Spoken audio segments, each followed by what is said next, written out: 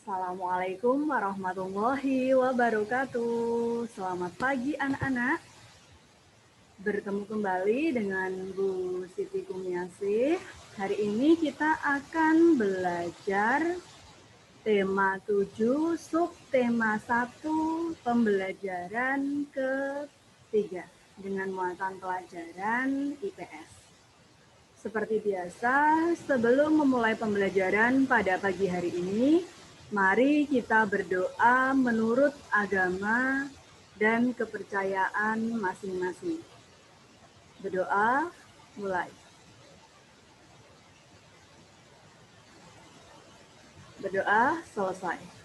Terima kasih. Nah, pada pagi hari ini ada yang berbeda karena kita akan belajar dengan media komik. Setelah mempelajari materi hari ini, diharapkan anak-anak dapat mengetahui apa saja peran Indonesia di bidang ekonomi di ASEAN. Nah, langsung saja kita mulai pembelajaran pada pagi hari ini. Bu Guru share screen dulu ya.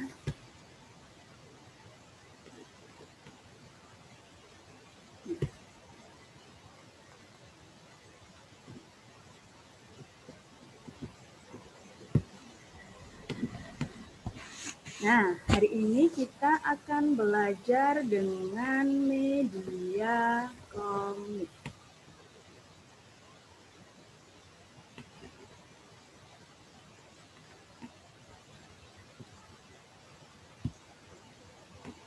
Bisa anak-anak lihat di sini.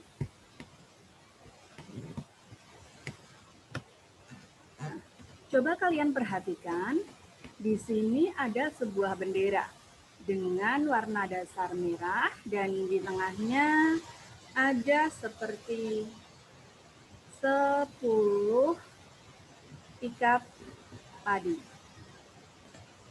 Nah, ini merupakan lambang dari bendera apa anak-anak? Benar sekali, bendera ASEAN.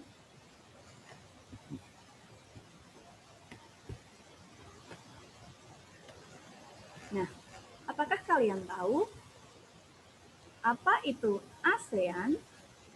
ASEAN adalah kerjasama negara-negara di kawasan Asia Tenggara. Lanjut.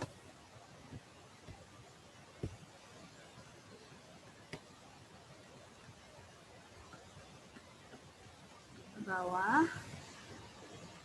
Nah, di sini kalau kita perhatikan ada bendera Indonesia, kemudian ada bendera Malaysia, ada bendera Filipina, ada bendera Singapura, dan ada bendera Thailand. Nah, 5 negara ini merupakan negara pendiri ASEAN. Jadi ada 5 negara yang mempelopori berdirinya ASEAN. Negara kita masuk di dalamnya. Nah, apakah sekarang hanya ada 5 negara saja? Tentunya tidak. Seiring waktu, jumlah negara anggota ASEAN semakin bertambah. Sekarang sudah ada 10 negara. Bisa kita lihat. Di sini ada Indonesia, Malaysia, Filipina, Thailand, Singapura, Brunei Darussalam, kemudian Vietnam, Laos, Myanmar, dan Kamboja. Kita scroll lagi ke bawah.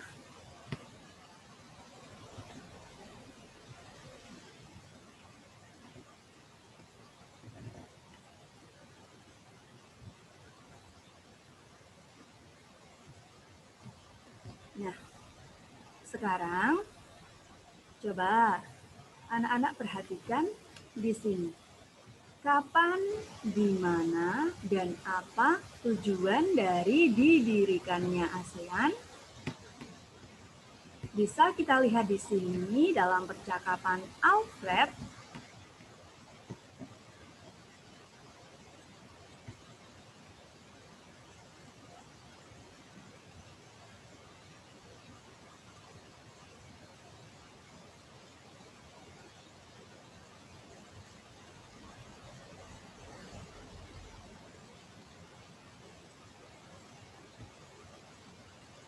Nah, di sini dalam percakapan Alfred disebutkan bahwa ASEAN didirikan pada tanggal 8 Agustus 1967 di Bangkok. Adapun tujuan didirikannya ASEAN adalah menggalang kerjasama antar negara anggota ASEAN dalam rangka mempercepat pertumbuhan ekonomi, kemudian mendorong perdamaian dan stabilitas wilayah, serta membentuk kerjasama di berbagai bidang. Nah, nanti akan kita bahas dalam bidang apa saja.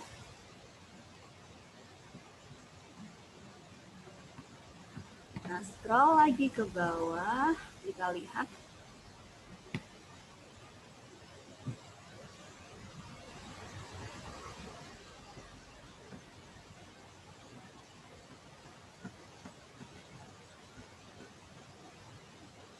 Nah, di sini kita akan membahas ada beberapa contoh kerjasama ASEAN dalam bidang ekonomi.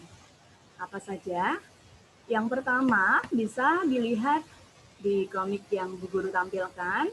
Di sini ada pembukaan pusat promosi ASEAN di negara Jepang.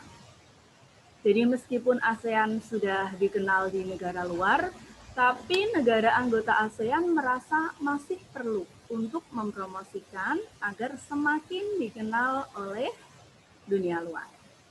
Kemudian contoh yang kedua, penyediaan cadangan pangan. Jadi cadangan pangan tidak hanya dilakukan untuk mendapatkan sebuah keuntungan saja, tetapi juga untuk membantu jika dalam keadaan darurat. Misalnya, ketika ada suatu negara anggota ASEAN yang terkena bencana, maka negara yang lain akan turut serta membantu dalam penyediaan cadangan makanan. Kemudian yang ketiga, penyelenggaraan proyek industri. Ada beberapa proyek industri yang sudah diselenggarakan, bisa kita lihat di sini. Bu Guru perkecil sedikit. Nah, di sini ada pabrik pupuk urea di Aceh, ya. Kemudian ada juga pabrik Abu Soda di Thailand. Ada juga pabrik vaksin di Singapura dan ada pabrik tembaga di Filipina. Kita lanjutkan kerjasama yang keempat.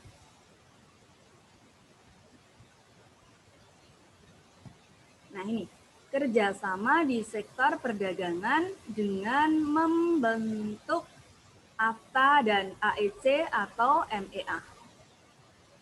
AFTA singkatan dari ASEAN Free Trade Area. Atau dalam bahasa Indonesia, perjanjian perdagangan bebas antara negara-negara ASEAN. Seperti kita lihat di gambar di bawah ini adalah menteri-menteri dalam pertemuan AFTA yang ke-21. Nah, apa sih tujuan dari dibentuknya AFTA itu? Ada beberapa tujuan dibentuknya AFTA, anak-anak. Yang pertama, menjadikan ASEAN pusat produksi dunia. Kemudian yang kedua, untuk menarik investasi asing. Yang ketiga, menciptakan pasar regional bagi masyarakat Asia Tenggara.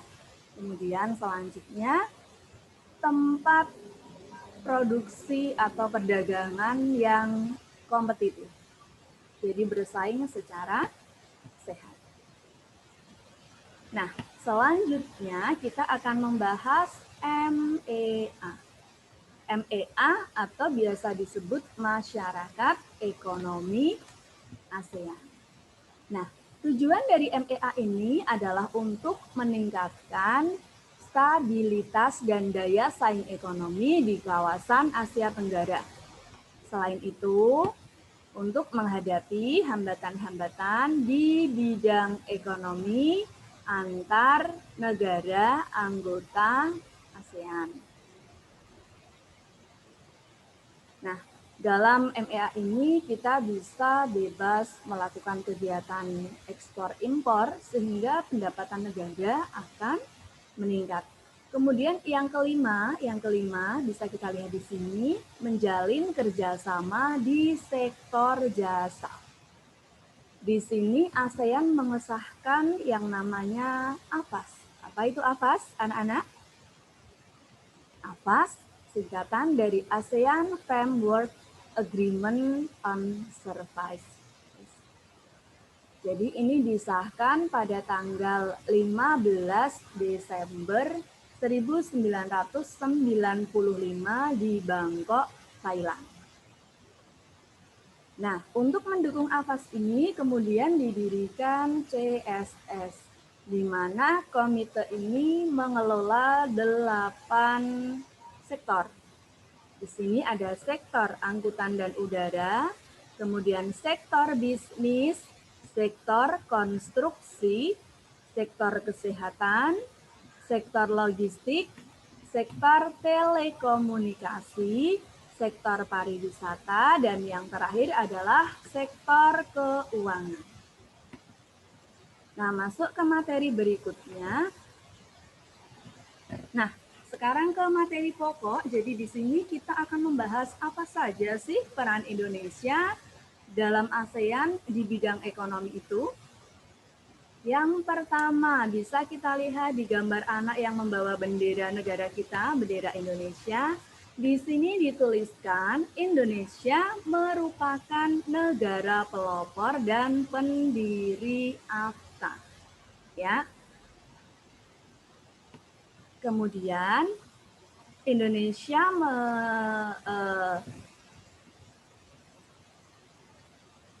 tonggak berdirinya kawasan perdagangan bebas adalah dengan ditandatanganinya deklarasi Singapura. Kalau kita kenal ASEAN dulu dengan ditandatanganinya deklarasi Bangkok, tapi ketika AFTA ini tonggak berdirinya dengan ditandatanganinya deklarasi Singapura. Kemudian selanjutnya, nah ini, menjadi negara penyedia cadangan pangan bagi negara anggota ASEAN. Selain Indonesia, ada juga negara Thailand yang merupakan lumbung padi ASEAN. Kemudian selanjutnya, Indonesia juga ikut serta dalam kerjasama sektor industri. Salah satunya dulu ketika didirikan ASEAN Aceh Fertilizer Project ketika tahun 1980-an, yang didirikan seperti namanya di kota Aceh. Kemudian yang terakhir, Indonesia mendukung terbentuknya MEA atau Masyarakat Ekonomi ASEAN. Nah, anak-anak, ini materinya sudah dijelaskan Bu Guru semua, sudah selesai. Bu Guru stop dulu share-nya.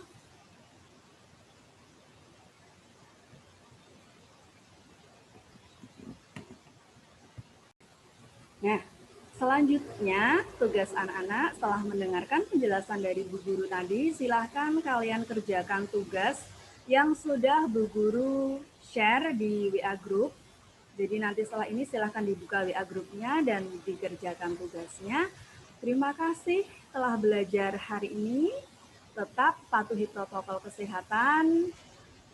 Tetap sehat dan jaga kesehatan. Wassalamualaikum warahmatullahi wabarakatuh. Terima kasih.